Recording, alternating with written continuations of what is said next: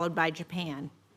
As the New Hampshire businesswoman who accompanied me to President Trump's speech to Congress last week stated, and I quote, "We rely on smooth international trade for sourcing raw materials and packaging that are either not grown or commercially available in the United States."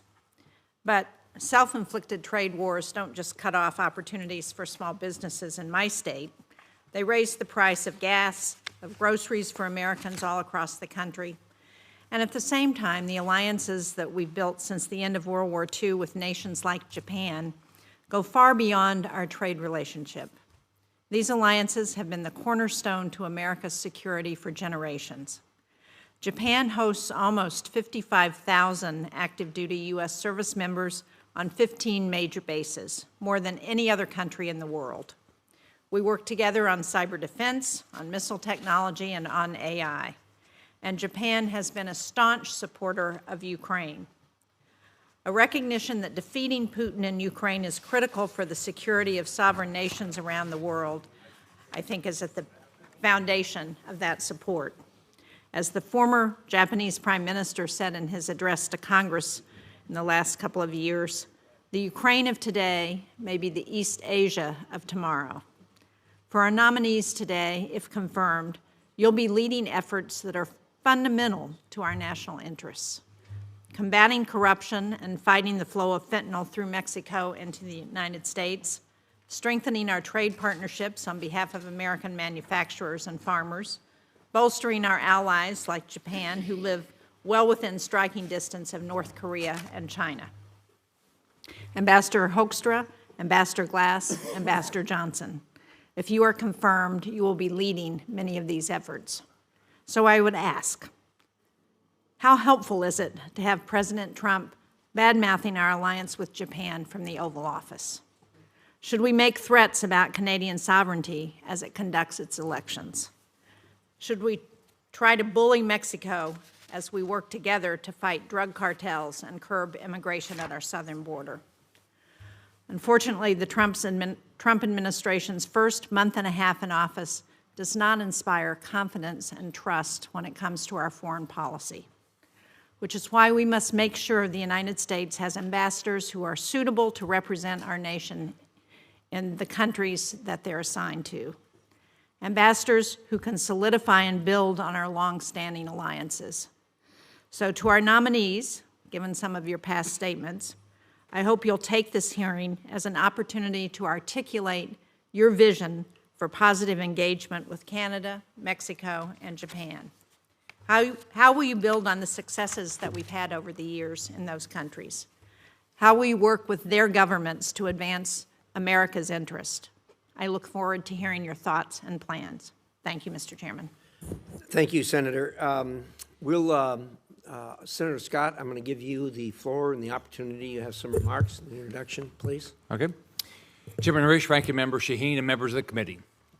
It is an absolute honor to sit before you today to introduce Ron Johnson to serve as the next U.S. Ambassador to Mexico. I'd also like to recognize his wife, Alina, and their 4 children, Robert, Lori, Michael, and Joshua. Ron and Alina are also the proud grandparents of 8 grandchildren. As a grandfather of 7 myself, it's probably the best job in the world. President Trump made a fantastic pick with Ron Johnson. He has served our country for over 40 years and loves our country. First as a military officer in Army Special Forces, retiring as a Special Forces Colonel, and later as an operations officer at CIA with service around the world, including multiple tours in Afghanistan and Iraq. Finally serving as U.S. Ambassador to El Salvador from 2019 to 2021. Although his service to our nation has required him to frequently be away, Ron has been proud to call the great state of Florida his home for over 20 years. During Ron's service in El Salvador, he helped reduce illegal immigration to the U.S. by 80%. He worked with El Salvador's leadership to produce one of our best partnerships in the Western Hemisphere. As he was nearing the end of his appointment, El Salvador was consistently reporting the lowest number of violent crimes in history, and economic growth in the country has been improving. Now well poised to receive more foreign and domestic investment in its economic sectors. He also worked with Salvadorian and U.S. law enforcement authorities to increase counter-narcotic activities by 500% and to cooperate cross borders to investigate, track, arrest, prosecute, and extradite gang members operating in both countries. By the time Ron's service in El Salvador ended, the U.S.-El Salvador relationship was stronger than it had ever been. Ron's efforts were recognized in 2020 when the State Department awarded him the Sue M. Cobb Award for Exemplary Diplomatic Service. President Trump chose a leader who can deliver for Americans and for the great men and women of our diplomatic service who are stationed in Mexico. His extensive experience in special forces, CIA, and diplomacy make him an exceptional candidate to be the next ambassador to Mexico. With his and Secretary of State Marco Rubio's leadership, our diplomatic mission to Mexico will be successful. Over the past 4 years, Mexico has played a part in allowing terrorists, drugs, and illegal immigration across our border with the failed open border policies of the Biden administration. As we work to ensure Mexico does their part in curbing the border and fentanyl crisis, we need strong leadership like Ron at the helm. Ron is deeply committed to the men and women who serve. I am confident that his skills, character, expertise will make him an effective ambassador to Mexico. I look forward to hearing from him today on his vision for U.S.-Mexico relations, how he plans to combat illegal immigration and advance President Trump's agenda. Working with President Trump and Secretary Rubio, I'm confident he will help restore peace through strength and stand for America's best interests. You have my full support, and I urge my colleagues to advance your nomination quickly. Thank you, Mr. Chairman. Thank you, Senator Scott. We appreciate those glowing words.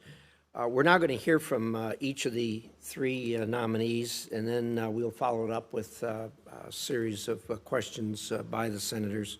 I'd ask you to keep your remarks to about 5 minutes. If you want to put more in the record, obviously you are more than welcome to do that. These three are incredibly important to us. Obviously, I've worked with the White House to prioritize our hearings on a basis that the countries that are incredibly important to us. These three countries are incredibly important to us. So we're anxious to hear what you have to say and how you can better the relationship. So with that, we're going to start with Mr. Hoekstra. You will be up first. You have opportunity to do about 5 minutes. Great, thank you. I'd like to submit my entire statement for the record. It will be concluded. Great, thank you. Chairman Risch, Ranking Member Shaheen, distinguished members of the committee, it's an honor to be in front of you. It's good to be back on the Hill. This is a special place, and walking into the Capitol and recognizing that for 18 years I had the opportunity to call that my office was a time that I will never forget. I'm deeply appreciative to President Trump for his nomination to be the next U.S. Ambassador to Canada. With your concurrence and approval, I look forward to beginning my work in Canada and once again serving the people of the United States of America. As all of you know, public service takes a tremendous amount of support from our families, our community, to make our service possible. I'd like to recognize my wife, Diane. This summer, she and I will celebrate 50 years of marriage for the faithful, for the total support that she has provided to me, our kids, and our family as we spent that time in public service. It would not have been possible without her, and that, as you all know, there are highs in the life of politicians, and there are lows. And living in the public eye can be great, and it can be challenging. But for us, public service has been a tremendous honor and a privilege, and we're deeply appreciative to have had that opportunity. Also in public service, I want to thank a couple of other ambassadors. Shafali Dugal, whom some of you may know, she succeeded me in the Netherlands. We built a very, very supportive relationship. She invited me and the family to come back to the Netherlands for her 4th of July celebrations, and the Dutch were amazed.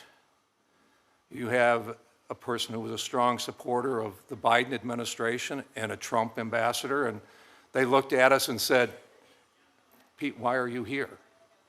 And it's like, well, because Shafali is a friend and she invited us, and they were amazed because too often as they read the headlines coming out of the United States, they find it hard to believe that Republicans and Democrats actually talk to each other. I'm deeply appreciative to David Cohen, President Biden's ambassador, the former ambassador to Canada. He and I had a congratulatory phone call, and he pledged his support and help to make sure that, if confirmed, my transition to Canada, he would be there to assist in whatever way possible. I think it's a great testament to the people that have been confirmed by this committee and the standards that have been set in terms of the kinds of relationships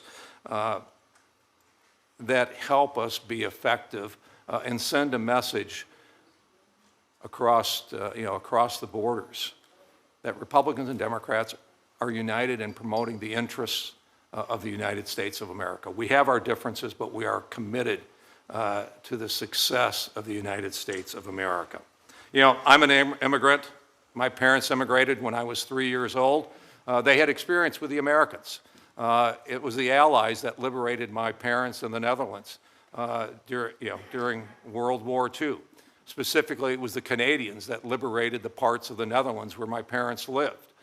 So they are deeply appreciative for the service of Canada and America in liberating the Netherlands.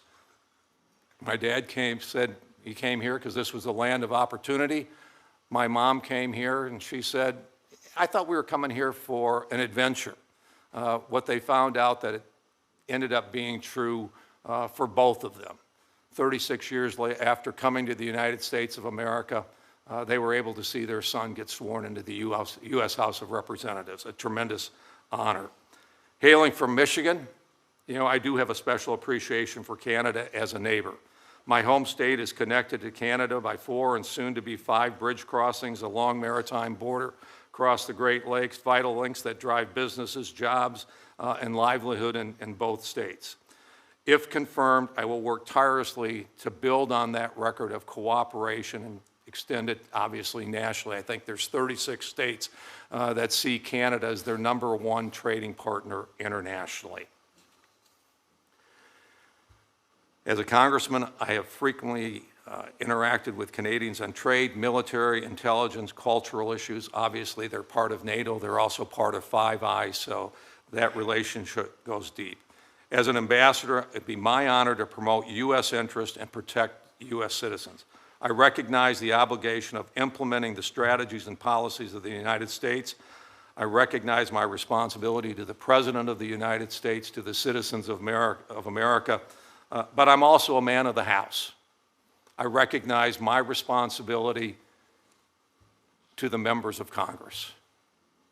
I want to develop a partnership, and I look forward to working with you on the issues and the strategies that we put in place in Canada and to address the issues. With your approval, I look forward to once again having the opportunity to serve this great country and the American people. Thank you.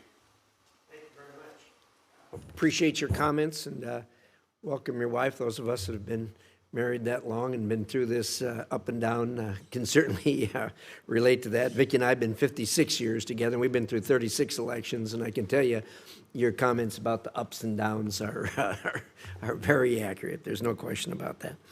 Mr. Glass, you're up. Let's hear what you have to say about Japan. Great. Mr. Chairman, with your permission, I'd like to thank Senator Hagerty in advance, who will be doing the introduction. So to begin, thank you, Senator Hagerty, for the kind introduction. It's an honor to follow in your footsteps and call on you for advice, support, and friendship.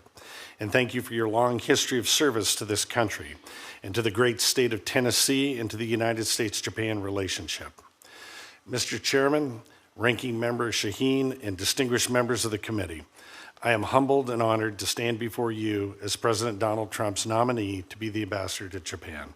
I'm grateful to President Trump and Secretary Rubio's strength on the global stage, and I pledge to follow their lead, always putting America first and unabashedly promoting the interest of the American people. Before I begin, I'd like to acknowledge the love of my life for 40 years, so I'm not up with the rest of you. But Mary, who is sitting behind me, she flew in just last night to be here today. I'd like to acknowledge and thank my mother and stepfather, Mary and Jay, as well as Mary's parents, Joe and Lori Ferguson, for the values that they've instilled in us and that I will carry forward as ambassador if confirmed. I'm thankful for my 3 sons, Gordon, George, and Andrew, their wives, and 6 grandchildren who have sent their prayers today and best wishes from afar. And I want to recognize my father, who watches over me always, and on this day especially, from heaven. We stand at the dawn of a new golden era between U.S. and Japan relations. As we approach the 80th anniversaries of the Battle of Iwo Jima and the end of World War II, it's remarkable to reflect on the evolution of this great relationship.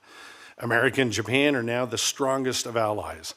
Japan is the top foreign investor in the United States, supporting 1 million U.S. jobs, including 500,000 in manufacturing. Cultural and educational ties bind our two people through decades of bilateral exchanges, joint research, art, and film. The U.S.-Japan alliance, celebrating its 65th anniversary this year, is the cornerstone of peace and stability and prosperity in the Indo-Pacific and in that entire region and beyond. And our shared values facilitate cooperation in the G7, the Quad, and trilateral engagements with South Korea and the Philippines and more. There are certainly challenges, and it's one to manage your relationship with an adversary, but it's quite another to manage your relationship with a friend. If confirmed, I will have tough conversations on tariffs and reducing our trade deficit with Japan. I will make sure Japan continues to increase its support for the defense of the region, our alliance, and our troops, and to ensure that our relationship works for the American people. I will make sure that we are uncompromising in our efforts to protect American citizens abroad. As ambassador to Portugal, I fought for American interests every day and earned the respect of the Portuguese president and prime minister. I was knighted with the Order of Prince Henry the Navigator, the highest honor that an American can receive. And thanks to the fantastic work of my team at the U.S. Embassy in Lisbon, I was also honored to receive the State Department's Sue Cobb Award, granted annually to the most effective and impactful non-career ambassador.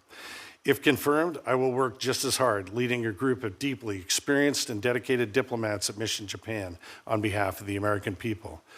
The opportunities are vast. Japan is committed to reduce the trade deficit with us and its reliance on Russia by purchasing U.S. liquefied natural gas.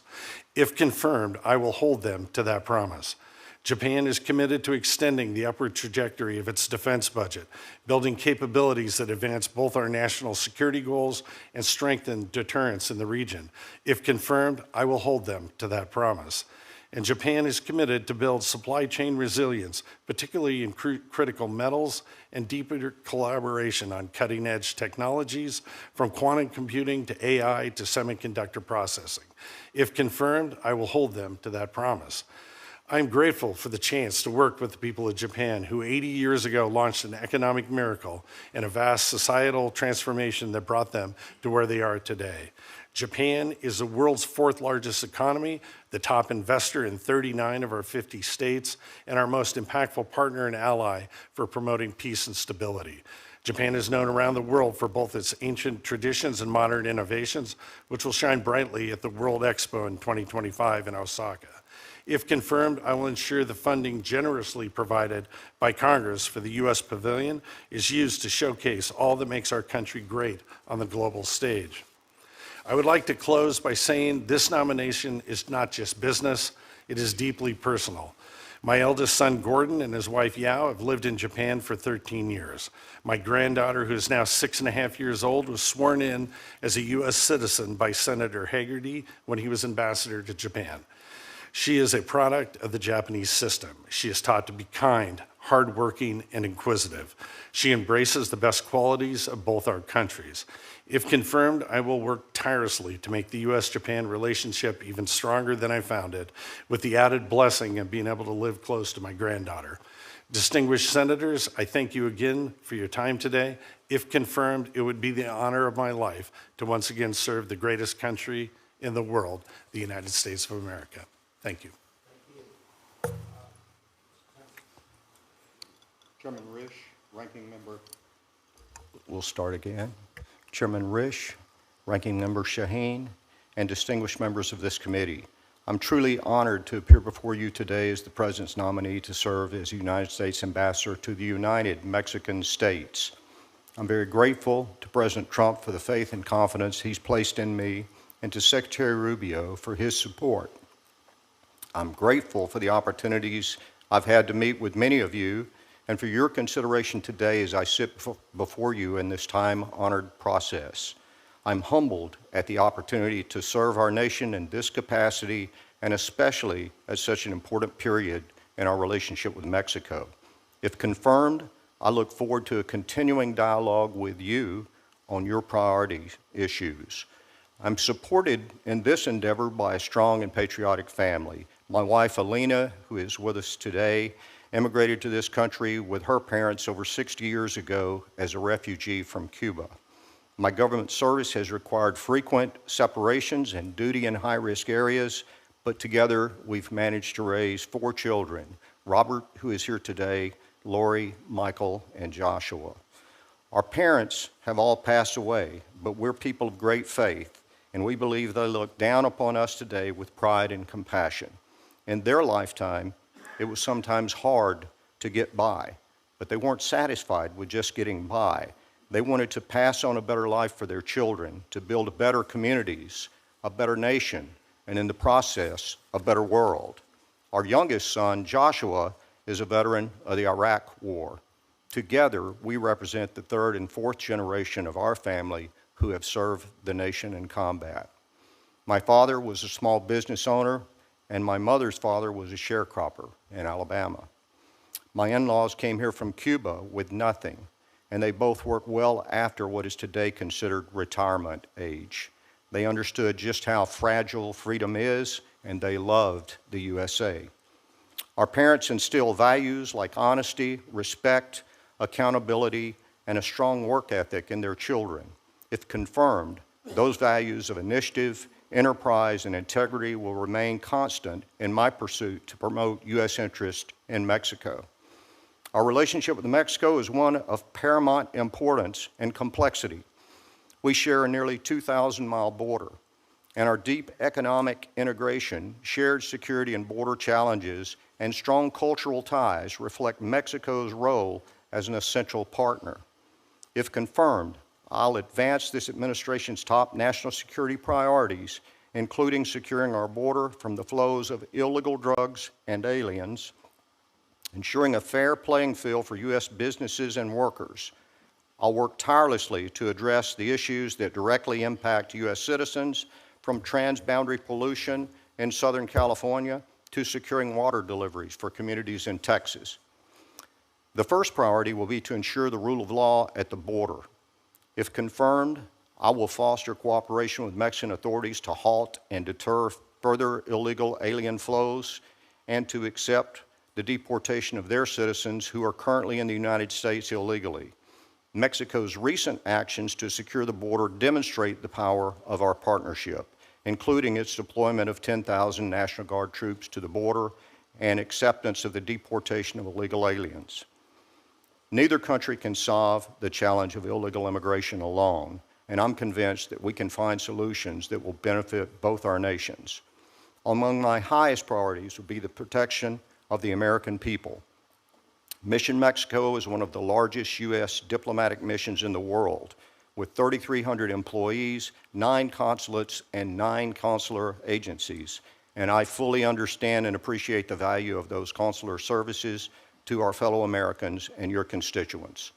If confirmed, I will take seriously the solemn obligation of protecting U.S. citizens who live in and visit Mexico. This includes working with Mexican authorities to dismantle drug cartels that sow violence and addressing the scourge of illegal drugs that inflict harm on our communities in both the United States and Mexico. Mexico has surpassed China as the United States' #1 trading partner. Last year, bilateral trade hit a record $840 billion, over $1.5 billion exchanged every minute. If confirmed, I will work to ensure U.S. companies and workers are treated fairly as we look towards the USMCA review and clearing a path for shared prosperity while safeguarding U.S. economic security, including protection from predatory Chinese trade practices. There's a lot to celebrate about our relationship with Mexico that often gets lost amidst discussions of the challenges. More than 10% of all Americans, some 40 million people, are of Mexican heritage. Our cultures have grown increasingly intertwined, and our societies share a spirit of optimism and new thinking that allows us to connect and collaborate to meet shared challenges.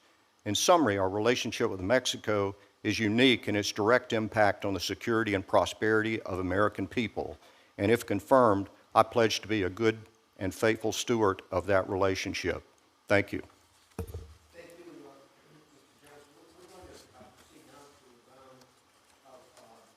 5-minute questions. And first of all, for the panel and for the audience, people are coming and going because, number one, we got a vote going on, and number two, we got a number of committee meetings going on where they're actually doing markups and voting and what have you. So don't be distracted, but I can assure you, Senator Shaheen and I can run the ship by ourselves if we have to. So here we are.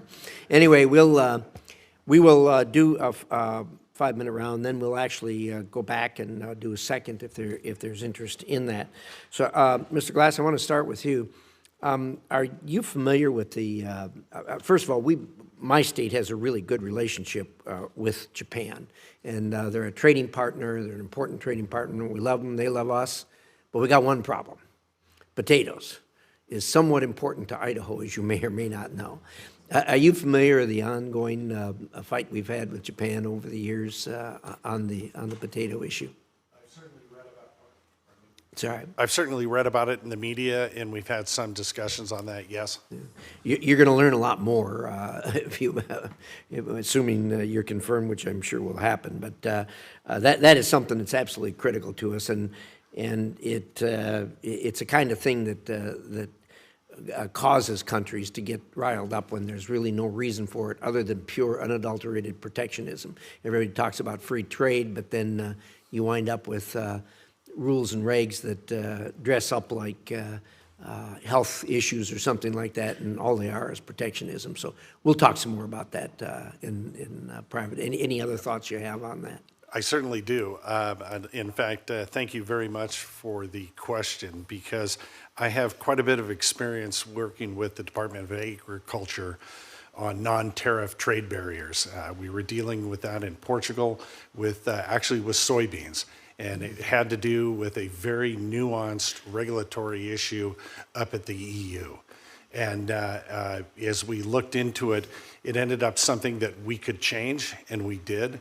And we went from virtually having no agricultural trade in Portugal between the Portuguese and the United States to hundreds of millions of dollars of soybeans. And most of these just take some determination. It tends to, when you were dealing with great bureaucracies of other governments, especially with something like the EU, you have to have a bit of patience. But I'm very determined to take care of being a believer in free, fair, and reciprocal trade, which is effectively the agenda of the Trump administration. I will work hard on that, and I take that very seriously. My mom's family are ranchers and farmers in Pendleton, which is right near the great state of Idaho. I was born and raised, and we raised our kids in Oregon, so we're very familiar with working with agriculture to make that happen. So I will work directly with your office if confirmed, and we'll see what we can do on that. Thank you much. Probably been to the Pendleton Roundup. Many times. Where the Idaho Cowboys compete with the Oregon Cowboys. Yep. All right, thank you. Mr. Johnson, give us some hope here. I think most Americans are not fully dialed in with the dire situation in Mexico with violence and drugs. Their elections last year, there were hundreds, I forgot the exact number, but it's in the hundreds of candidates who were assassinated simply because they were running for public office. This is a tragedy, and it's a code of conduct and a method of doing business that just isn't acceptable for civilized people. Mexico has such tremendous potential in front of it with the people they have, the culture they have, the resources they have, but they got problems with drugs and crime. Give us some hope here. What are your thoughts on this? What do we have to do to help them move forward? Because we can't do it. As always, it's going to be up to the society themselves to do it. Give us some hope here. Thank you for that question, Senator. I couldn't agree with you more. But I have to say I feel extremely positive about the communication that has occurred between President Sheinbaum and President Trump and the actions that we've seen Mexico recently take. 2 weeks ago today, we had a senior Mexican delegation here in Washington, D.C., and they met with Secretary Rubio. I believe the Secretary of Defense was there, and the Attorney General was also there. And as a result of that meeting, we saw the extradition of 29 criminals that were engaged in some of the activities that are harming Americans. And I believe we've seen additional arrests made based on information that was obtained from them already, and I think we'll see more. The other thing that occurred back in Mexico is we've seen a tightening of security against the cartels that has been done by the Mexican authorities. I'm hearing rumors that some cartel members are reluctant to leave their compound now, and that's very good news. I think, and you touched on this, I think our economies are entwined in such a way that what is good to make America stronger, safer, and more prosperous also holds true for Mexico. And I'm encouraged by some of the comments that I've seen out of the Sheinbaum government recently, comments she's made herself on prioritizing the relationship with the United States over that of China. I think Latin America is beginning to wake up to the fact that China does not have their interest in mind, and that creates opportunities for us. Thank you, Mr. Johnson. Appreciate those thoughts. They've got a long ways to go, and we want to help every way we can. Mr.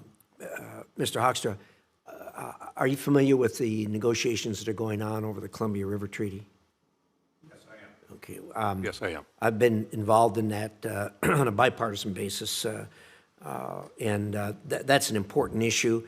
My time's up, so we'll talk about it either on the second round or we'll talk about it privately, but it's something that we need to get that redone. It's in the process. It's moving along at a snail's pace, but I think we can get there. With that, Senator Shaheen. Thank you, Mr. Chairman. Ambassador, Congressman Hoekstra, the U.S.-Canada bilateral relationship is at a historic low point. Recent polling in Canada showed that 75% of Canadians have an unfavorable opinion of President Trump, and 27% view the U.S. as an enemy. 30%, only 30% still view the U.S. as an ally. I come from a state that borders Canada. I know when you were in Congress, you represented a district that bordered Canada. We have the highest percentage of Canadian Americans of any state in the country.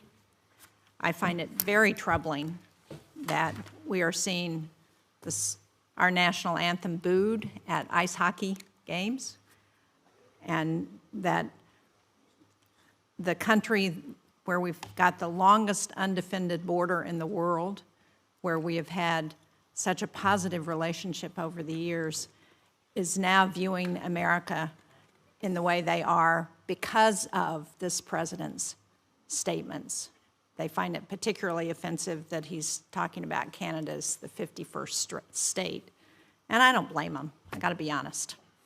So how do you, I appreciated your opening statement and your talking about the importance of Canada to the United States, but how do you see approaching turning around that negative relationship that has developed because of the president's statements, and how do you envision addressing tariff issues?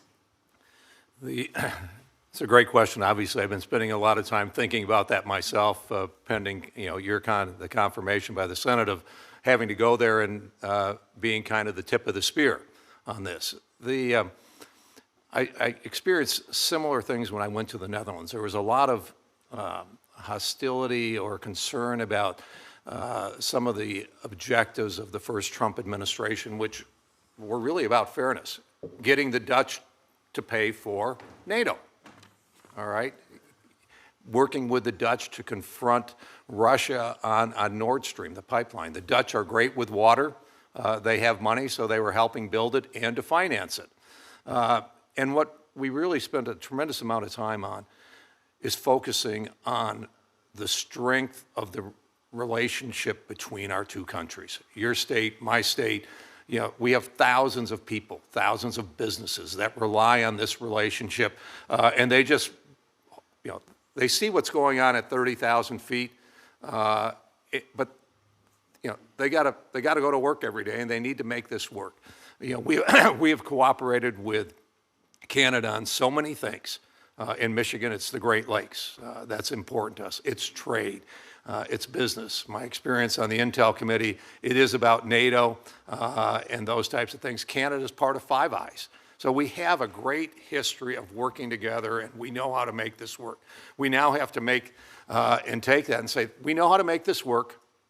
Now let's do it and apply our experience to the priorities that the President has outlined. Freer, fairer trade, so that we can actually grow the business relationship between Canada But and the U.S. excuse me for interrupting, but Yeah. isn't it true that Canada has one of the lowest tariff regimes of any country in the world? And that with the exception of dairy, which the President has pointed out and which I know we're still working on, that actually the tariffs in Canada are not outlandishly restrictive, and we've gotten along very well. I have small businesses in New Hampshire. One in particular called me over the weekend. They make sugar-free candy. They have a retail store in one community and a factory in another. They do 85% of their business with Canada, and Canada has now canceled all of their orders. So they're not sure they're going to be able to continue to operate. And I hear that story time and time again from small businesses in New Hampshire. So how is this trade war helping our economy here, and what are the metrics that the President has that say that when Canada and the United States reach this agreement that we're going to stop the trade war? Because everybody's operating, or we thought we were operating, under an agreement that the President actually negotiated when he was in his first term and credited as being the best trade agreement ever negotiated in the United States. Yeah, thanks for the follow-up. I think the President has outlined a series of priorities relating to Canada. Trade and freer, fairer trade with Canada is one. Also, a request to work with the United States on the issue of fentanyl, something that I know is a very important issue in New Hampshire. Across the country, we lose 55,000 people per year. We do, absolutely, and we have less than 1% of the fentanyl that comes into this country comes from Canada. They actually, last year, interdicted more drugs from the United States than we interdicted from Canada. Yeah. And, you know, I agree, we need to get rid of all fentanyl, and that's important. But let's be honest about what's happening here. I'm sorry I'm over time, and so I'll call on Senator Scott. Right. Ambassador Johnson, given the current U.S.-Mexico relations, why do you want to serve in Mexico, and how do you intend to manage that relationship while representing America's best interest? Thank you for the question, Senator. I think it's a time for opportunity. I think the relationship between Mexico and the United States is poised and ready to launch forward in a way that will guarantee more security for Mexican citizens and U.S. citizens, and also help improve the economies in both countries. I'm particularly interested in working on increasing the current trade relationship that we have, which is the #1 trade relationship that we have with anyone right now. And I think looking at some of the opportunities inside Mexico, I was looking, for example, at the microprocessor design and assembly and testing and packaging. Right now, most of those are designed in the United States. They're tested and packaged and assembled mostly in Asia, in China and Taiwan, but also in other Asian countries. And I think there's an opportunity before us to look at moving that assembly, testing, and packaging to places in Mexico that still provide labor that's perhaps less expensive than labor would be here in the United States, because it's very labor intensive. But I think Mexico recognizes the fact that that's an opportunity for them to economically move forward. And I'm encouraged that President Sheinbaum has also said she places a higher priority on the economic relationship with the United States than she does with China, which is purely logical. But I think there's numerous estimates that both economies and the United States and Mexico could grow significantly by increasing the economic and trade relationship, and that would be one of the focuses in addition to stopping the drugs and illegal immigration flows. So, sir, I'm excited about being there. I think it is a time to make a difference in the world, and that's what I've always tried to do throughout my career, is just be a positive force. Thank you. So Florida farmers have seen that Mexico completely disregarded parts of the USMCA. So they've dumped, especially our specialty crop, tomatoes, blueberries, strawberries, they've just dumped on our markets. So can you speak to how you're going to hold Mexico accountable for complying with all of the USMCA, ensuring the relationship benefits both countries, not just Mexico?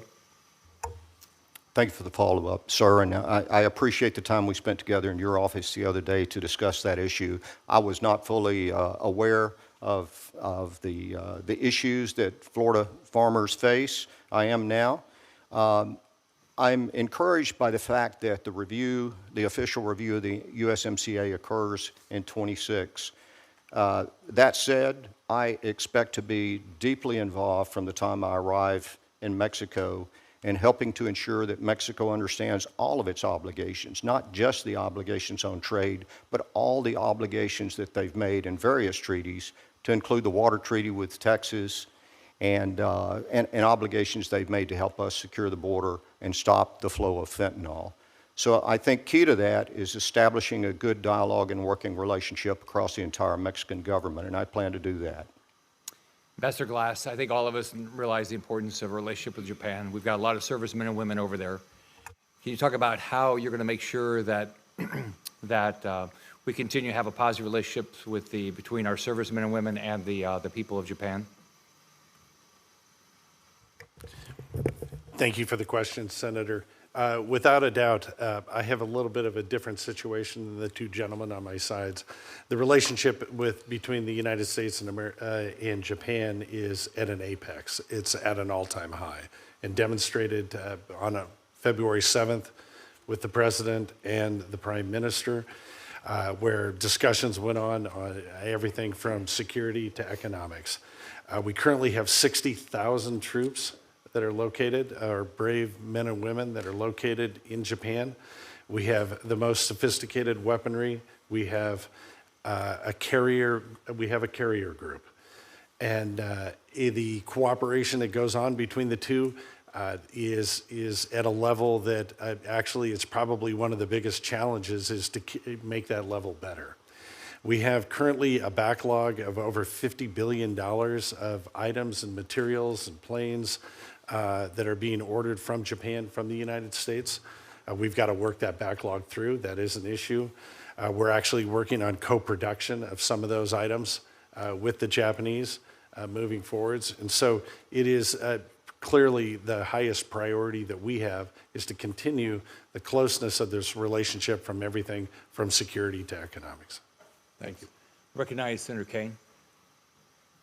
Thank you, Senator, and thanks to the panel. This is a power-packed panel. So all three of you have been ambassadors, and the three nations you're nominated to serve as ambassadors are three of our top 5 trading partners: Mexico #1, Canada #3, Japan #5.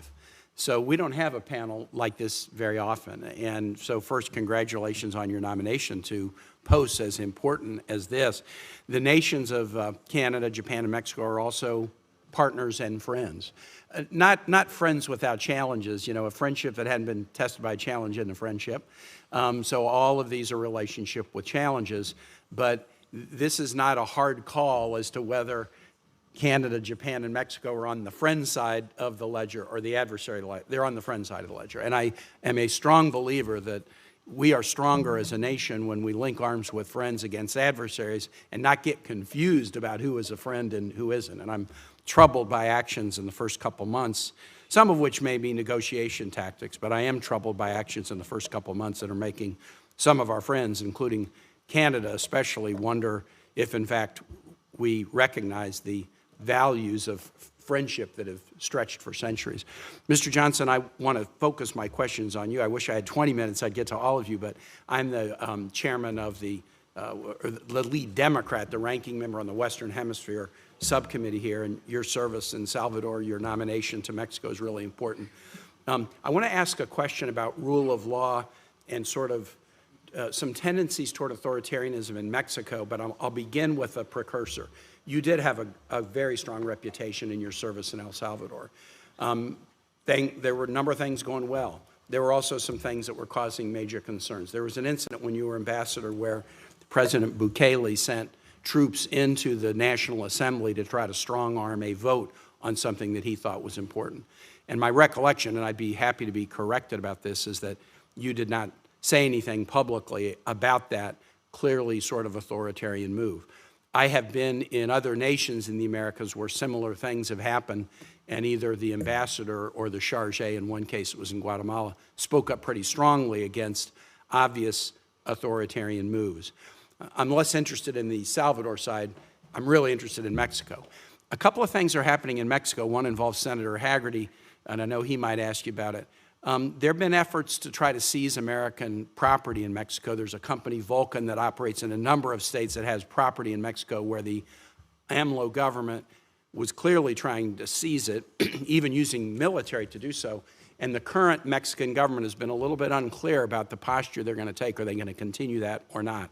Similarly, there have been actions in Mexico to reduce the independence of the judiciary, and largely that has been seen as an effort to clip the wings of a judiciary that might stand up against corruption, stand up against, single-party rule, dangerous to the rule of law. Should you be confirmed in Mexico, how do you see the current situation there, and how could you use your service as an ambassador to promote rule of law, to promote protection of property rights, and to put some kind of a check, or at least public warning against drifts toward authoritarianism? Senator, thank you for the question, and thank you for your continuing interest in Latin America for many decades now, especially Honduras. So thank you very much for that. I'd like to first address what occurred on February the 6th in, I believe it was 2020, in El Salvador, when President Bukele entered the assembly on a Sunday with armed troops. First of all, I am publicly on the record saying that I did not condone what he did. And something that few people know is that I was in contact with him moments before he made the decision, and I was telling him not to go, do not do this. How far in advance of that were you aware that that was his intent?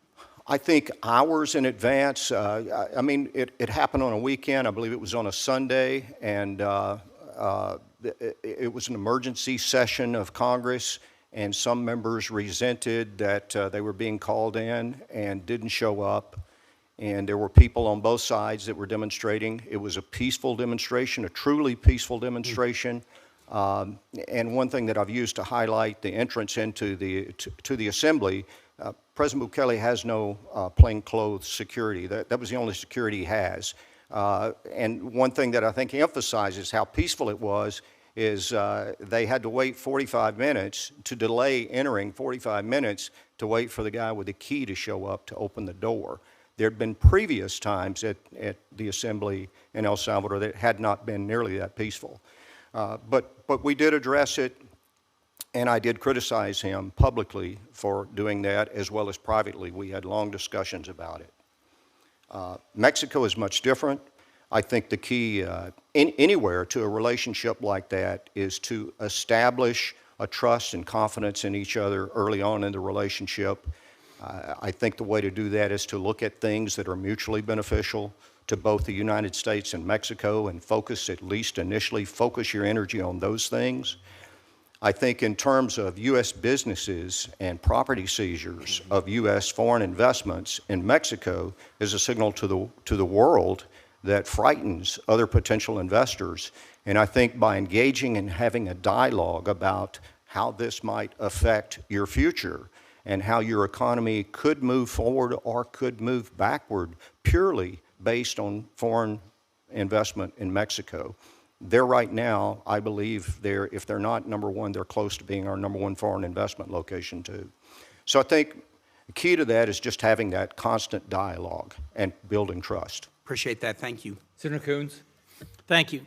Thank you to all three of you, former ambassadors, to your spouses, to your families for your willingness to serve. And I look forward to our conversation today and to working with you and following up with you afterwards. Mr. Johnson, if I might, thank you for your military service and that of many in your family, to Alina and your children. I've heard loud and clear in your testimony that securing the southern border is among your top priorities. It's among mine, and I'd like to be a partner in this. But one of my concerns is the drivers of irregular migration throughout the hemisphere that lead to people being at the southern border between the United States and Mexico. You would, I assume, agree that thousands of people leave their homes because of political violence, criminal and gang violence, instability from drug trafficking, and lack of economic opportunity. Do those strike you as some of the real drivers of migration? Yes, sir, Senator. Thank you. They do. So then, doesn't it stand to reason that we should be partnering throughout the region with countries to deter or stop those drivers of migration by training local security forces, conducting joint operations to combat fentanyl, providing support to screen for illegal drugs at airports and borders, and combating migrant smuggling and human trafficking? Yes, sir. Then all I'm going to say is I was the chair of the subcommittee that appropriated the funding for USAID and the State Department in the last Congress. I am really concerned about the impact of the review of foreign aid and how the chaos of rescissions and waivers and funding flows has largely shut down key programs that were working to deter young people from partnering with human traffickers, to deter drug smuggling. Will you pledge to work with me on trying to find ways to identify programs that are effective and that have actually helped our partnership with the Mexican government in preventing the flow of migrants to our southern border? Thank you, Senator. I absolutely look forward to working with you on that. And I want to thank you again for a visit you made to El Salvador when I was there. I think we would have had more if it hadn't been for COVID, but thank you for that. That was important. Sovereignty, yes, if I could, because I'm going to try and get questions into at least one other. Sovereignty is a key core principle. I understand that the designation of the drug cartels as foreign terrorist organizations reflects widespread concern and anger in the United States about the cartels and the impact of fentanyl. Would you agree that we should not take any military action against cartels in Mexican territory without the knowledge and consent of the Mexican government? Sir, I think any decision to take action against a cartel inside Mexico, our first desire would be that it be done in partnership with our Mexican partners. That said, I know that President Trump takes very seriously his responsibility to safeguard the lives of U.S. citizens, and should there be a case where the lives of U.S. citizens are at risk, I think all cards are on the table. I cannot respond to what the Commander-in-Chief might decide based on the information he has. I've been a private citizen for the last 4 years, but I think we would prefer to work with our partners in Mexico. Yes. Let me just make an assertion, if I might, Ambassador. You recognize Mexico as our #1 trading partner. You talked about how we could find positive ways to further integrate supply chains, further partner with them. We have big opportunities. We have to balance these two. USMCA, one of the main accomplishments of the first Trump administration, the integration of our economies, Canada, US, Mexico, very positive.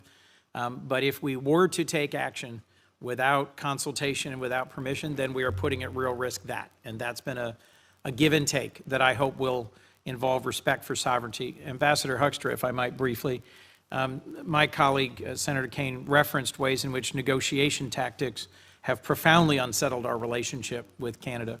Would you agree that Canada is a sovereign state and should not be even jokingly referred to as the 51st state? Thank you. Canada is a sovereign state, yes. How the president and the relationship between the former prime minister in Canada, the characteristics and nature of that relationship, I don't know, okay? I Is view it as a one where there's positive, sir, humor that we and- have a new prime minister in Canada. Yes. And a chance for a reset. Given my time, I will simply assert that Mexico, Japan, and Canada are among our most important allies. I'm very encouraged there is a positive start to the U.S.-Japan relationship with the meeting with Prime Minister Ishida. But I am hopeful that casual threats about throwing Canada out of Five Eyes, not respecting our border treaty, and their potentially being annexed as a 51st state will stop, and that a positive, respectful conversation about our close integration will continue. I look forward to working with you on pressing the Canadians to increase their defense investment and pressing the Canadians to meet some of our trading objectives, but also I will continue to press for a reduction in some of the rhetoric that I think has destabilized our relationship. I'll also recognize that the amount of fentanyl coming into the United States from Canada is minuscule relative to the very real challenge at our southern border, and I hope we can find a way to move forward on the U.S.-Canada relationship, the U.S.-Japan relationship, and the U.S.-Mexico relationship with the leadership of all three of you. Thank you. Thank you, Senator Hagerty. Chairman Risch, thank you very much for indulging my complicated schedule today. We have a contentious markup in You're not the banking and only running. one, as you can see. So I appreciate that. And to say this is a wonderful honor for me to get the opportunity to introduce some good friends to this committee. I'm sorry not to be here at the outset to do that, but I'd like to say it was the honor of a lifetime for me to serve as U.S. Ambassador for the greatest nation in the world when I served as U.S. Ambassador to Japan. So I'm speaking from experience. As I make some comments. First, I'd like to start with my good friend George Glassmary. It's good to see you here as well. George has all the qualities necessary to excel in a very strategically important post Japan. George is a lifelong businessman with more than 30 years of experience closing deals and creating value. We need someone like Ambassador Glass at Mission Japan. George is an accomplished businessman who is well-positioned to capitalize on what I see as is an enormous opportunity to further strengthen U.S.-Japanese economic and strategic ties. Importantly, George is an experienced diplomat who served as U.S. Ambassador to Portugal during President Trump's first term, earning the State Department's award for exemplary diplomatic service. During his time in Lisbon, George strengthened economic ties between the United States and Portugal, supported the U.S. military, and countered Chinese malign influence abroad. In other words, George, in his first ambassadorial role, demonstrated that he is precisely the type of diplomatic leader that America needs to further President Trump's foreign policy agenda in Japan and in the broader Indo-Pacific region. Finally, George is a man of deep faith, with the drive and the conviction to tackle the toughest challenges. And if confirmed, George will make an outstanding U.S. ambassador to Japan. Let me now turn to President Trump's nominee for U.S. ambassador to Canada. That's my good friend Pete Hoekstra. Among Pete's many accomplishments and qualifications are his 18 years in the U.S. House of Representatives, where he represented his district in Michigan, and he served as a pivotal leader on the Hill. As chairman of the House Intelligence Committee, for example, Pete was a key in driving bipartisan laws to overhaul and improve the effectiveness of our intelligence community after 9/11. Pete is also an experienced diplomat who served with distinction as U.S. ambassador to the Netherlands during President Trump's first term. He knows how to foster cooperation and advance shared goals with our partners while protecting U.S. interests, which are skills absolutely essential for success in Canada. With his distinguished foreign policy background and his passion for public service, Pete is the right man to represent the United States of America and Canada during this critical and important moment. And while I'm up here, I'd just like to say a quick word about Ambassador Ronald Johnson. While I don't know Ambassador Johnson as well as I know the others here today, I've had the benefit of getting to know him. And I have been most impressed by his deep background in the military, in the U.S. intelligence community, and his accomplishments as U.S. ambassador to El Salvador. As a former U.S. ambassador myself, I believe that Ambassador Johnson is just the sort of diplomat that we need in Mexico City to strengthen our bilateral relations at a very critical time. Again, Mr. Chairman, I want to thank you for the opportunity to introduce George, Pete, and to speak to Ronald's qualifications. I look forward to the rest of our discussion this morning, and I look forward to seeing them all passed out of committee today. Thank you. Thank you, Senator Hagerty. Senator, where are we here? I guess, Dave, you're up. Senator McCormick, please. Thank you, Mr. Chairman, and thank you to a great panel appearing before us. I want to start with you, Ambassador Johnson. It was great to meet you the other day. We discussed fentanyl overdoses in Pennsylvania and the huge problem it's created. The Mexican government, I think we agree, needs to do more, and I think your experience in the military and intelligence in the region will help a lot. What is your assessment of the new Mexican government and its high-profile raids and security policies directed at the cartels? What do you think these have been effective thus far, and what are you seeing? Thank you, Senator. I'm encouraged by what I'm seeing recently in Mexico. I think there are obviously opportunities to improve, but also President Sheinbaum has not been in office that long.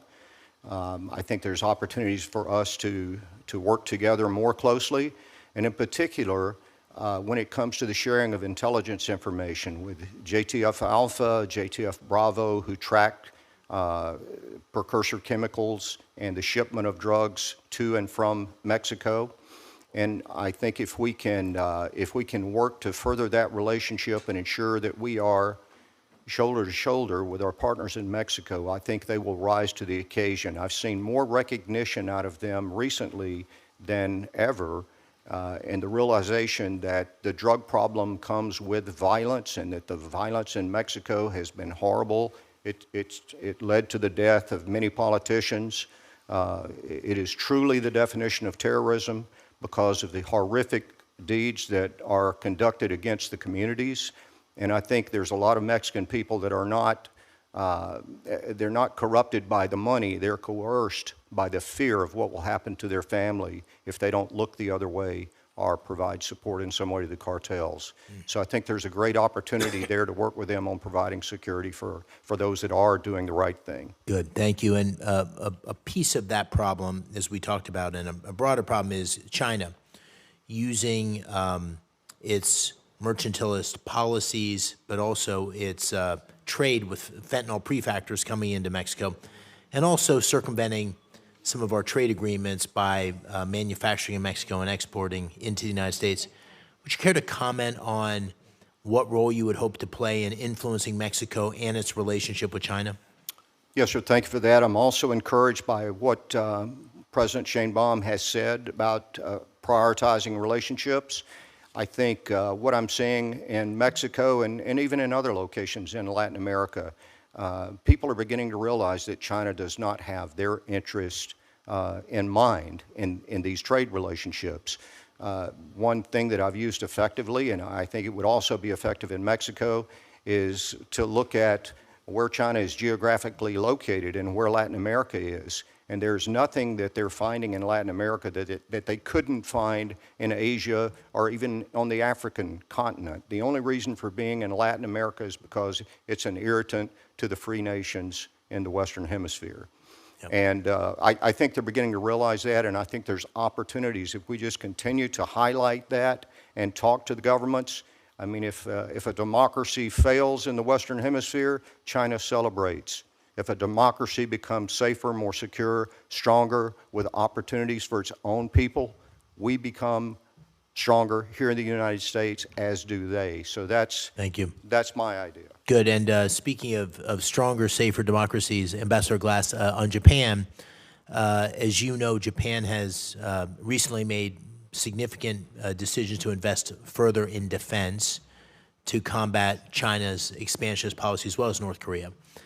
How do you expect the United States to deepen its defense ties with Japan in a way that would meet our goals, President Trump's goals of peace through strength? Senator, thank you very much for the question, and that clearly is probably the greatest priority I have as I go over there, if confirmed. If confirmed, one of the functions that we're working with the Japanese right now that we can certainly improve upon and focus is the multilateral relationships that they have with other countries, specifically Korea and the Philippines. And then to show the importance of what that means to the Trump administration is working within the Quad. That was a relationship that was brought together by Secretary Rubio for the first meeting with foreign leaders that he had just a few weeks ago. And so that's India, Australia, Japan, and the United States. So we can work to further those relationships to push back against China. We certainly, on the military side, Japan is increasing their military spend. They've now come out and announced that they'll reach 2% by 2027, and the Prime Minister even said that they can exceed that if the situation deems necessary. Thank you. Very good, thank you. Thank you, Senator. Senator Ricketts. Thank you, Mr. Chairman. For more than 80 years, the U.S.-Japan alliance has acted as a cornerstone of peace, security, and prosperity in the Indo-Pacific. With communist China, Russia, the Korean Peninsula, Taiwan Strait, all within 200 miles of the Japanese soil, our forward deployed presence in Japan is fundamental to deter aggression in the region. This is especially pertinent given Beijing's dramatic military buildup and increasingly provocative actions. Gray zone activity tactics, saber rattling, all to force our allies and partners to bend to their will. Additionally, the alliance forms the foundation of vital multilateral cooperation from the Quad to trilaterals to South Korea, Australia, the Philippines. I was pleased to see President Trump and Prime Minister Shiba commit to pursue a new golden age of U.S.-Japan relations when they met in February. Not only did the President reaffirm our unwavering commitment to defense of Japan, but importantly, Japan committed to fundamentally reinforce its own capabilities, as Mr. Glass just mentioned. Mr. Glass, in order to strengthen mutual deterrence and response capabilities, it's critical that we work to turn the U.S.-Japan alliance into a truly interoperable military alliance. However, this will require Japan to go beyond the previous defense spending commitments, which you already mentioned they are. If confirmed, could you build upon some of the things you just talked about on how we can enhance that defense and security cooperation and what you, as our ambassador, can do to facilitate that? Thank you very much for the question, Senator. If confirmed, clearly in the last question, this becomes a tremendous priority. Japan lives in a very tough neighborhood. And as you mentioned, whether it's China, Russia, North Korea, it's all in their backyard. And so working together with them is of critical importance. And I think if we look from a business standpoint on the economic side, our job is to support them in every way that we can to grow both of our economies together. But on the technical side, we clearly need to work on our cybersecurity with Japan. We are the best in the world at that. We can certainly help in that methodology. We can also help in the world of co-production. One of the issues that I've seen, and as you know, as we come in from the outside, we don't have the ability to be able to dig very deep into these issues. But Japan currently has an over $50 billion backlog for military equipment from the United States. And in that procurement process, none of this is moving along very quickly. And so between F-35s, transport planes, all of this to thwart the pressure that China is placing on Japan, and we're also placing the pressure that we need Japan to be the tip of the spear in how we push back. And so we need to figure out a way to get that procurement quickly, work on the supply chains. One of the things that I have been doing a little bit of reading on is the co-productions of some of these materials. Co-production of AMRAAM missiles, that kind of item. It's always difficult to change ways, especially if you're a government, but that just seems to be a much more efficient way to do business and to be able to give them the ability to help us push back against China. Yeah, and that would help with the interoperability, absolutely. So thank you for that. And you mentioned, security is the foundation of the U.S.-Japan alliance. Economics is its lifeblood. You mentioned economy there, getting both of our economies to be prosperous. It certainly is the case for my home state of Nebraska. Thanks in part to President Trump's trade deals with Japan during his first term, Japan is one of our largest export markets and certainly the largest for pork and eggs, our second largest for beef, our third largest for corn and overall ag exports. Japan is also a promising market for grain-based fuels. I was encouraged by Japan's recent announcement it intends to blend 10% ethanol in gasoline by 2030 and 20% by 2040. And of course, Japan is positioned to become one of the largest export markets for sustainable aviation fuel that rely on grain-based ethanol and feedstock. So it's great opportunities there to be able to build the economics there. I want to just also move on real quickly. I know I'm running out of time here. Ambassador Johnson, if you're confirmed, what actions will you take to strengthen collaboration with Mexico to secure our southern border? And I may have already hit upon this stuff already, but if you could just briefly recap for us, that'd be great. Sir, basically, I think it's to establish a dialogue with them to ensure that they realize that the problem is not just our problem, it's their problem as well.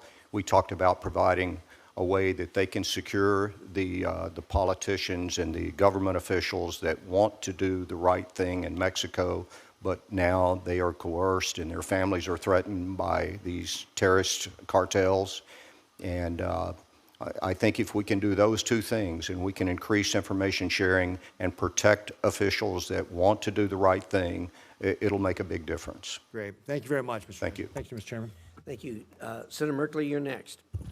Okay, thank you very much, Mr. Chairman. And Mr. Johnson, one of the concerns we have about fentanyl is it coming over the border from Mexico. And my understanding is the main two ways that we detect it are with dogs and with highly sophisticated scanners. Is that your understanding? Thank you. We're going to wind up pretty quick, I think. Thank you, Senator. It is my understanding that those are two of the primary tools. Yes, sir. Is there another primary tool? There are other tools that could be developed that are available. Part of that would include human intelligence that's collected by law enforcement authorities and intelligence officials. Yes, sir. And that intelligence often comes from a highly cooperative relationship with folks deep into Mexico who are tracking the whole entire route of production, ingredients, and so forth, so that relationship is very important. Senator Ossoff has a bill to fund the installation of scanners that are currently sitting in a warehouse that are designed for detecting fentanyl. Do you support getting those scanners and actually using them? Sir, I don't have the details on that, but I would certainly think that is something that we should absolutely consider. I think fentanyl is a serious enough plague on the United States, on our citizens, that we need to look at every front and every step we can take to improve. We'll get you details on that, because I think it merits attention. I was appalled to understand that scanners are being left in a warehouse. Mr. Hoekstra, are you an advocate for free speech?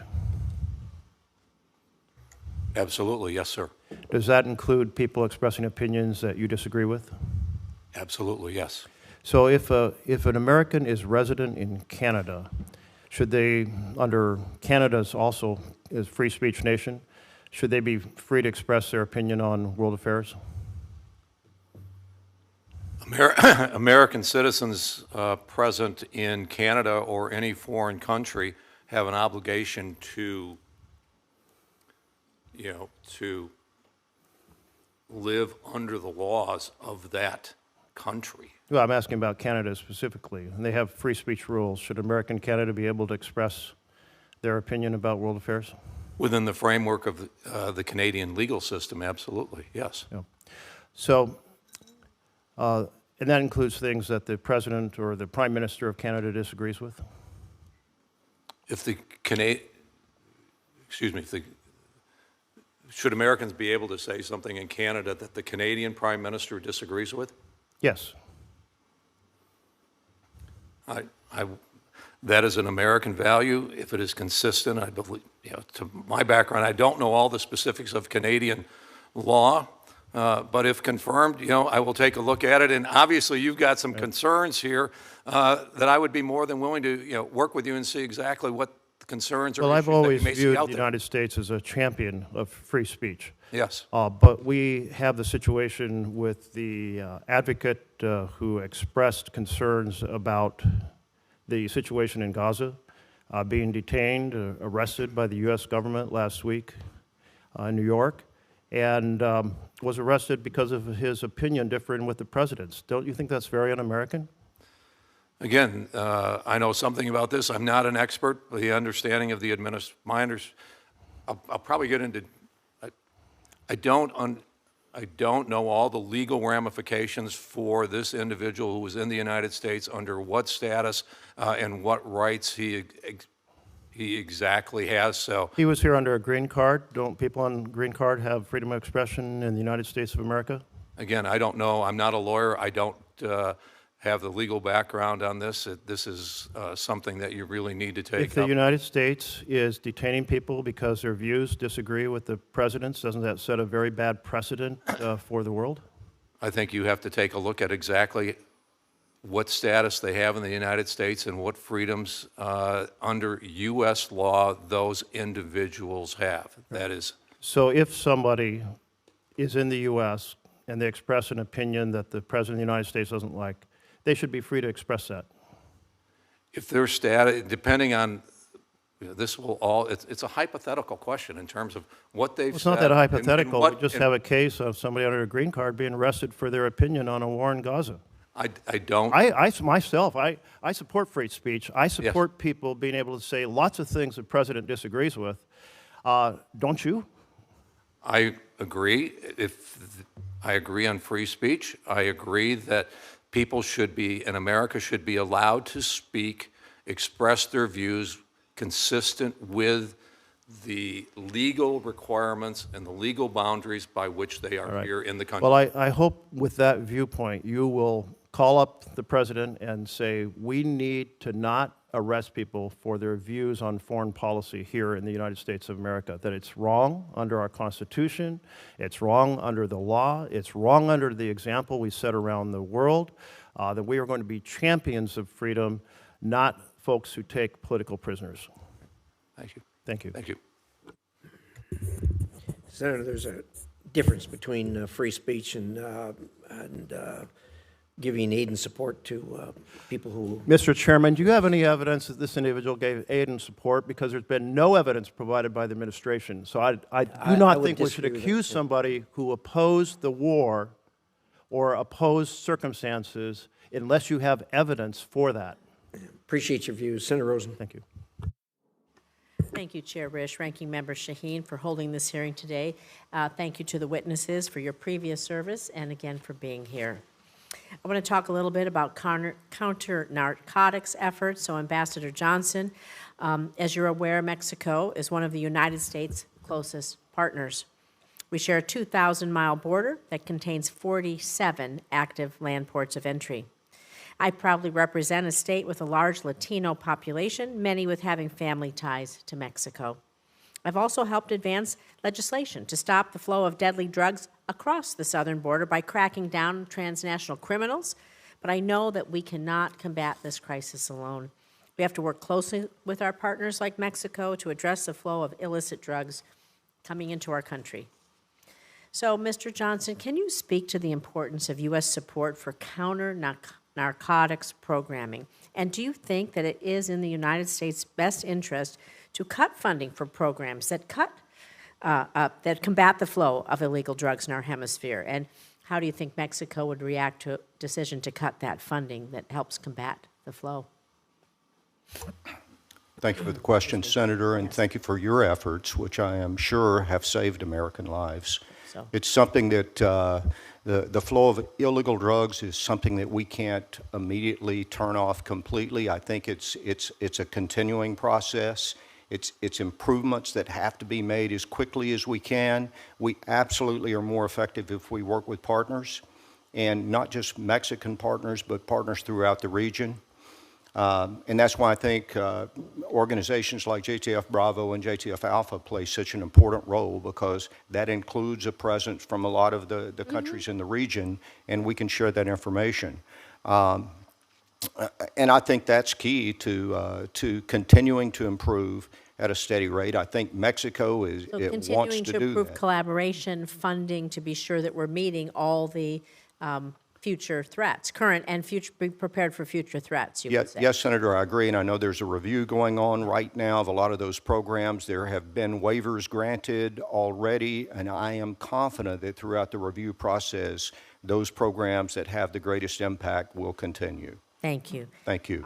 I want to move on to you, Ambassador Hoekstra, the Five Eyes Alliance, of which Canada is a member. It's one of the most successful intelligence sharing alliances in the world. It's been key to U.S. military responses, including in Syria, Iraq, Afghanistan, and yet the Trump administration has taken actions that have caused our allies to reconsider what information can be shared with the United States. So, Ambassador, the Five Eyes Alliance is based on a high level of mutual trust. That's how all relationships, the foundation, right? So in your opinion, do you think it makes us safer or stronger if our allies decide to scale back the intelligence that they share with us out of concern that they can't trust the United States? I've spent a lot of times on Five Eyes. I've spent a lot of time on intelligence. And it's clear that the cooperation, Five Eyes is unique. It's unique internationally. And each of us brings certain strengths to that relationship. And it is critical that... So are you willing to fight to be sure that it remains resilient and fully operational? Absolutely. You brought up, the continuing threat of transnational organizations, okay? On those kinds of issues, those kinds of threats, we talked earlier with the ranking member about fentanyl. It's not a huge amount that goes across our border from Canada, but we can expect... Tomorrow it could be something else. Tomorrow could be something else. And closer, because I think what we're looking at is these relationships and taking the relationship of Five Eyes and applying it to law enforcement and those types of things, building our relationship will enable us potentially to get a better handle of fentanyl and drugs coming across the border, whether it is from Mexico, whether it's from Canada, or somewhere else. So I think we're in agreement that our strength and safety and security around the world is based on levels of trust, our partnership, collaboration, and cooperation with our allies to fight against those who wish to harm us. If confirmed, I will do everything that I can to strengthen that relationship on Five Eyes, law enforcement, cooperation, trade. Those are all opportunities to make Canada and America safer, secure, and more prosperous. Closer cooperation. Thank you. Thank you, Mr. Chair. Thank you, Mr. Chairman. Thank all of you for your testimony. Mr. Glass, let me start with you. One of the things the previous administration focused on was trying to strengthen the relationship between South Korea and Japan, two very important partners. Simple question. Do you agree that that was a worthwhile endeavor, and will you work to build on it? Not only worthwhile, but essential. And absolutely, we were talking earlier a little bit about the priorities of the multilateral relationships that Japan has with other countries in the region, and it's critical that we continue to build on that. I think you recognize that when our colleagues from partner countries like Japan and South Korea have come to the United States over the last couple of years, they weigh in on the importance of the U.S. supporting the Ukrainian people in their fight against Putin's aggression, because they recognize that our commitment to Ukraine can have implications for all of them. As many of us say, President Xi keeps one eye on Ukraine while he keeps one eye on Taiwan. Do you agree that if there's a perception among our allies that we're throwing the Ukrainian people under the bus, that damages our relationship with Japan? The Japanese have supported the Ukrainians not only with economic support, material support, and conscious support. But at this point in time, the question that apparently is very simple is very delicate. We have a president that's got both sides of the Ukrainian and Russian conflict sitting at a table across from each other. And at this point in time, I think the delicacy of what he is working as our negotiator in chief is something that I don't want to make any comment that might possibly Mr. disrupt Glass, that process. my time's limited. I will just say, at the most recent G7 meeting, and as you're well aware, Japan's a part of the G7, right? Correct. At the most recent G7 meeting, our allies all supported continuing to keep the language from previous G7 resolutions, which named Russia and Putin as the aggressor. Did they not? They did. They did. And it was the United States that said we should remove that, wasn't it? It was. Yeah.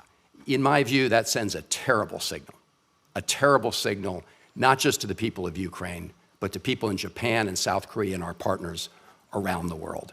And cutting off intelligence, even temporarily, and throttling weapons to Ukraine when you have a massive arsenal on the Russian side, in my view, is so contrary to American national security interests and I hear the same thing from our colleagues in Japan and elsewhere.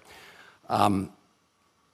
Hoekstra, it's good to see you. We chaired the Dutch caucus back in the House. Let me just say, I was at a hearing yesterday in the Banking and Housing Committee where the testimony from the economist there, who, by the way, was invited by our Republican colleagues, was unambiguous, that when you increase tariffs across the board on products from Canada, including Canadian lumber, you will drive up the cost of housing in the United States. And the fact of the matter is the National Association of Home Builders chief economist predicts that it will be as much as $7,500 to $10,000 additional on a home for the average American if the proposed tariffs go through. I mean, you can do some simple math. You don't have to be an economist, neither do I, to recognize that will increase the costs and make homes less affordable in the United States, right? If the tariffs put that in place, yes, it's not brain surgery. Thank you. I appreciate the reality touch, and I also appreciate your response to Ms. Rosen's question, Senator Rosen's question on the Five Eyes. I mean, you have a lot of experience there. You agree that Canada's contribution to the Five Eyes is valuable, right? Canada, we have a great alliance with Canada on national security issues. It would help if Canada met its NATO commitment. They're one of 8 or 9 countries that falls short, significantly short, with no real plan to get there anytime soon. Their statements have said, well, we'll get there 27 I or agree, 32. but within relating to Five Eyes, were they an important partner as part of that? Five Eyes is an important relationship, and all the countries have strengths that they contribute to it. I appreciate that. And Mr. Johnson, finally in closing, Senator Rosen raised the point about the funding for our efforts to interdict narcotics. Are you aware of the fact that one of the programs that was terminated by the Trump administration's freeze was an anti-narcotics program aimed at stopping imported fentanyl? Are you aware of that? Have you seen that reporting? Thank you, Senator. I've been out of the government for a little over 4 years now. I have not seen it. I look forward to seeing it. I am confident that throughout this process that anything that helps stem the flow of fentanyl will survive. And well, I hope you're right about that, because we had a meeting with Pete Morocco, and I did not get any sense of confidence in that. That was my takeaway anyway. Thank you, Mr. Chairman. Thank you. Ambassador Johnson, I appreciate your years of military service and the glowing recommendation that Senator Scott provided. I do have some questions, however, about some of your actions as ambassador to El Salvador. You pointed out in your opening statement, or maybe it was a response to a question, that democracy and freedom are very fragile. Amnesty International, among others, has reported on the use of the NSO group's Pegasus spyware on journalists and members of civil society organizations in El Salvador on a massive scale. And there have been articles in El País and that have described how your close friendship with President Bukele in El Salvador when you were ambassador led to a downplaying of your criticism of his anti-democratic and authoritarian tendencies. Were you ever made aware that President Bukele was using surveillance on civil society actors or on U.S. government employees while you were ambassador? Thank you, Senator. I was not aware that they had employed Pegasus against anyone in El Salvador. I don't doubt that it could have happened, but I was not aware of it. I was constantly emphasizing to everyone that I spoke with from President Bukele throughout his government that there must be no surveillance on anyone that works for the embassy, that we all have a responsibility to meet with opposition members, to meet with private society, to meet with business, and that doesn't imply that we support any one side more than we do the other, but it's a requirement that we have, and it's a requirement that I've taken very seriously. There were also reports that one of the embassy employees who was investigating some of these undemocratic activities of the president was fired summarily for that. Were you aware of that? Were you involved in any decision to fire anyone who was investigating President Bukele's authoritarian activities? Thank you, Senator, and we discussed that with your staff yesterday, and I appreciated their time. I know you're busy. I was aware that we had an incident that involved a contractor, not an employee, but a contractor who had been in country for a long time. I was a little surprised when I heard that he had had an unauthorized meeting with a member of the press. And I did what I think any manager would do at that point. I called in his department heads, and I called in security, and I said, we need to investigate this and determine whether or not these accusations are true. And if they are true, I think we need to determine what kind of information might have been passed. And I defer to his boss, really, as to what the final disposition should be in that case. But I know one of the first questions that I've always received on any security clearance interview is, have you conducted any unauthorized meetings with the media or the press? And apparently this individual had. Well, I appreciate that, but part of my concern about, and the reason for this line of questioning, is you talked in your opening statement, and others have pointed out the challenge in Mexico, which has been in lots of ways a great neighbor and partner, but in other ways, because of what's happening there with cartels, with the gangs, that it's also really challenging. And any hint that anyone in America might be willing to overlook corruption activities sends a very bad message to Mexican authorities and to the Mexican people. Would you agree with that? Yes, Senator, I strongly agree with that. Thank you. Mr. Ambassador Glass, I just have one question for you, and that is, last week, excuse me, President Trump suddenly called our defense alliance with Japan a bad deal and unfair. You pointed out in one of your statements that we've actually been at the apex of the relationship between the United States and Japan.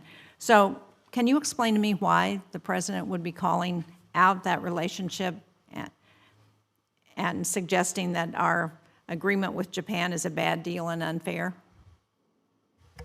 Thank you for the question. It is in any relationship, especially from the business standpoint, the closer you are, the more transparent you can be about discussions.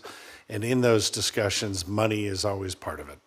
And so I appreciate President Trump's honesty and transparency in that case, because in actuality, it makes my life a lot easier.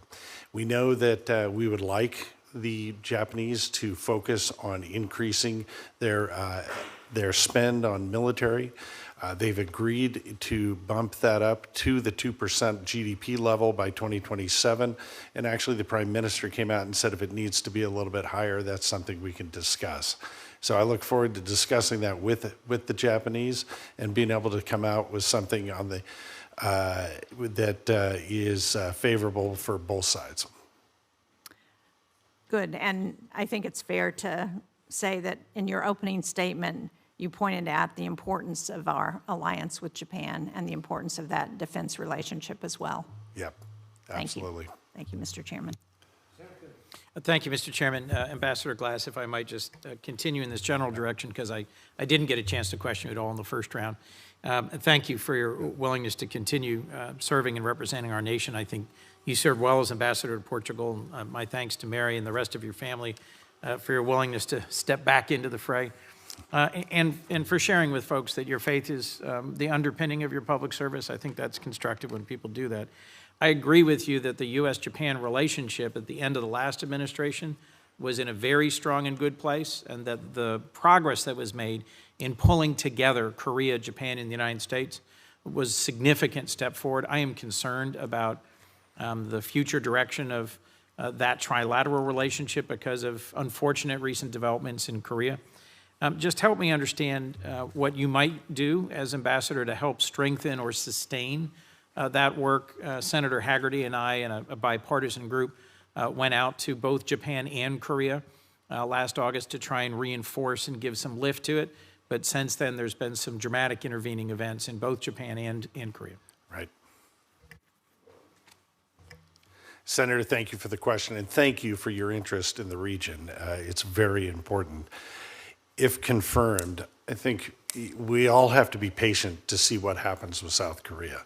That's currently in effectively a state of turmoil, and we'll have to see what comes out of that. But no doubt, it's a step backwards in trying to build that relationship between not only the bilateral relationship between the Japanese and the Koreans, but with the trilateral that we have working. I think in most of these cases, and what I've seen in that, and once again, coming from the outside, we don't have as much information as maybe we will in a few weeks if confirmed, but by the way I'm looking at it, it seems to be that a lot of the issues that we're discussing are too broad. And I think that we can narrow those down between the three countries, and it would be very helpful. A lot of times when you're that broad, it's difficult to make advancements in what we're looking to do, whether it's on the security side, the economic side.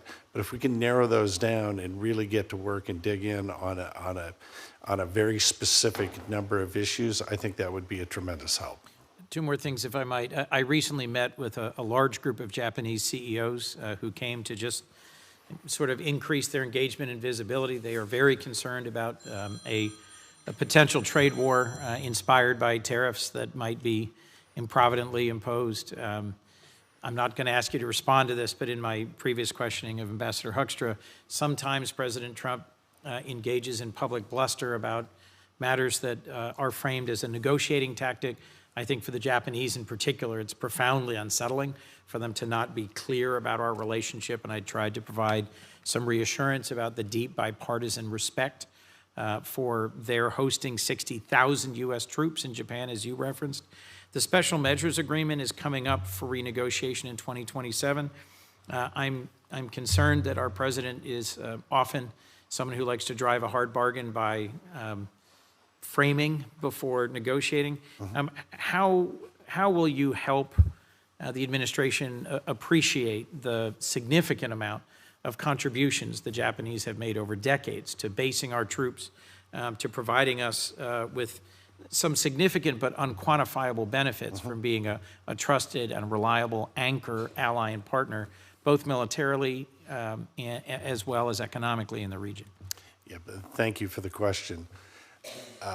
It certainly is daunting as you look at the amount of issues, and it's daunting when you look at the amount of money.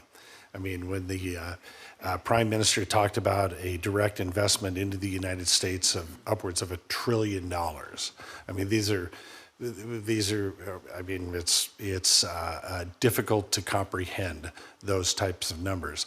But we've had a consistent support by the Japanese for our military in and around $1.4 billion a year, and it's been fairly consistent for a while. And undoubtedly, since the first administration to now, the sophistication of the Chinese is grown tremendously. And war has gotten, or not necessarily war, but a conflict or a push back and forth has gotten significantly more expensive. And so housing the troops has done that, whether we have weapon systems that we need to upgrade, command and control that we're going to be upgrading along with the Japanese, that's going to be these are very expensive ventures. And so undoubtedly, I do believe we're going to have to go to the Japanese and talk about an increase in that support. Well, if I could, in closing, I'm grateful the Japanese have actively participated in supporting Ukraine in its fight. I hope we will encourage them to continue to do that and recognize that they, from halfway around the world, have been a part of that effort. And the move towards developing a real counterstrike capability by Japan, I hope will lead to co-production and purchasing and deployment of Tomahawk missiles, as well as other advanced systems. And I look forward to working with all three of you in your next postings. Thank you, Mr. Chairman. If possible, I have one afterwards in the next couple of weeks as we go through this process. We'll still be here, and I would avail myself at any point in time to come in and talk through that with you. Thank you, Ambassador. As the ranking member of the East Asia subcommittee about to go to the region with Senator Ricketts, I would very much welcome that. All three of you have been chosen to represent the United States for absolutely critical allies, and I hope that we can together sustain these trusted and long-standing relationships. Well, thank you much. Senator Cruz is supposedly on the way, and he has some probing and in-depth questions for you, I'm sure. But in the meantime, this is unusual, but we don't get dead time here very often. But if any one of the three of you want to add something for the record, having heard the questions that have been given to you, you're welcome to take up the time. Otherwise, we'll sit and look at each other until Senator Cruz gets here. So. Sir, if I could, I would just amplify what my colleague here said. We are willing to continue to meet, and should we be confirmed, we look forward to working with all of you on your issues. We certainly understand this has been a very busy time here on the Hill, and we appreciate you taking the time for this hearing today. It means a lot. Could I make one random comment, Mr. Chairman? Could I just note? Randomness is your strong suit. It's my strength. Could I just note and compliment Ambassador Hoekstra on specifically recognizing Ambassador Cohen and Ambassador Shafali Dougal and your ongoing engagement relationship with them. I suspect the other two nominees have also engaged, but I just would urge you to. Our recent ambassadors in those two countries were very strong and are people I've interacted with directly, and I think have a significant reservoir of recent experience that could help inform your service. Well, thank you, Senator. I would just add to that, this panel is a particularly strong panel, particularly with the experience that they've had, and we're certainly happy that you're willing to serve. Senator Cruz. Thank you, Mr. Chairman. Gentlemen, congratulations to each of you on your nominations. Good to see you. Thank you for your willingness to serve our nation yet again. Ambassador Johnson, let me start with you. As you know, a topic that we discussed in my office last week. In 1944, the United States and Mexico signed a treaty to manage the water from the Colorado, Tijuana, and Rio Grande rivers. This treaty requires Mexico to provide 350,000 acre-feet of water annualized over 5 years. However, Mexico has consistently failed to uphold its end of the bargain. We are nearing the end of the current 5-year cycle, and Mexico is behind by over 1 million acre-feet of water. The results have been catastrophic for Texas farmers and towns. Entire industries are dying. This crisis simply cannot be allowed to continue. As you and I discussed, this issue colors every single aspect of our relationship with Mexico. Last year, I introduced language to impose real cost on Mexico for these failures. I intend to advance that language again this year. However, in the meantime, the State Department already has the power to hold Mexico accountable. I'd like to work immediately and closely with you to address this issue. As you know, I also discussed this issue with Secretary Rubio, including in this committee. He agrees that addressing this crisis must be a priority. Talk to us about this a little. What options do we have to secure Mexico's compliance with the treaty? Sir, thank you for the question, and thank you for your time recently to discuss it. I'll confess I didn't know what the 1944 Water Treaty was until you brought that up. It is, of course, a concern to me when anyone is impacted in the United States because of another country's failure to meet their obligations. That said, I know the current government in Mexico is relatively new. I think they were about 4 years behind in providing water at the rate they had committed when President Sheinbaum took office. I think it's important to contact them immediately, frequently, and make sure they understand that they are getting behind on their commitment, and make sure that they understand what the outcome could be if they do. I know when we discussed it, you were very adamant that you've been a big supporter of Mexico, but it could go the other way if they fail to meet their obligations. And I will deliver that message, and I will deliver it consistently, as will the other officers that represent the U.S. government in Mexico. I look forward to working with you on the issue, and I think we can make progress. Well, it's worth underscoring that I've authored and passed through this committee and into law legislation expediting the permitting of 4 new bridges from South Texas to Mexico. So when it comes to legal and lawful trade between Texas and Mexico, I'm an enthusiastic supporter. However, if they flout their treaty obligations to the detriment of Texas farmers and Texas residents, that is a real problem. If confirmed, how do you view your role in helping alleviate this crisis? Thank you, Senator. Again, I think obviously will not be, if confirmed, will not be involved in making policy, but implementing policy and informing policy. My job, as I see it, is to continue to work with you and your office and other members of Congress, as well as with the White House and the State Department and other offices in the U.S. government and the Mexican government to make sure that we all understand what those commitments are and that we are keeping a sharp eye on them meeting the commitments. I think the key in this case is they're behind more than they could catch up in these final months. So I think if we ensure that water is delivered early and on time and in compliance with the agreement that's made, I think we'll see a great improvement. Thank you. Ambassador Glass, as you know and as you've said, the U.S.-Japan alliance is a cornerstone of U.S. security interests in the Indo-Pacific. Our Japanese allies are critically important for advancing our interests and preserving peace and security both in the Indo-Pacific and across the globe. And of course, a strong U.S.-Japan relationship is crucial to countering China's global malign activities. The Trump administration recognizes this core reality, and I'm heartened that the administration and this committee is expeditiously advancing your nomination. Your role will be crucial. Within the region, the Quad, Australia, India, Japan, and the U.S., is critical to our security architecture. Talk a bit about the Quad and the role of Japan within it. That's a great question, Senator. Thank you.